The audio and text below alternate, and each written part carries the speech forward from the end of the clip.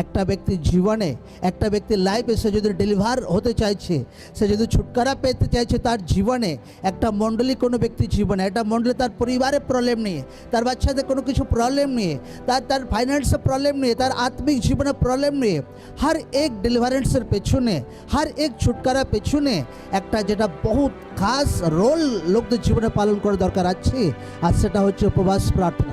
আপনা আপনি ছুটকারা আসে না, আপনা আপনি ডেলিভারেন্স আসে না। আপনার জীবনে যেটা খাস মেন পয়েন্ট লোকদের জীবনে ফলো করা দরকার আছে, লোকদের উপবাসের সহিত প্রার্থনা জীবন থাকা দরকার আছে। কারণ ফাস্টিং প্রেয়ার আপনার জীবনে বন্ধনকে খুলে, ফাস্টিং প্রেয়ার আপনার পরিবারের প্রবলেমকে সলভ করে, ফাস্টিং প্রেয়ার আপনার জীবনে উদ্ধারকে নিয়ে আসে। লোকরা ফাস্টিং প্রেয়ার যদি করছে তো বন্ধন ভাঙছে প্রভু যিশু জীবিত নামে। আমেন। উচ্চতা আশীর্বাদ আপনার জন্য 7 বার বলে লোকরা আমেন, আমেন।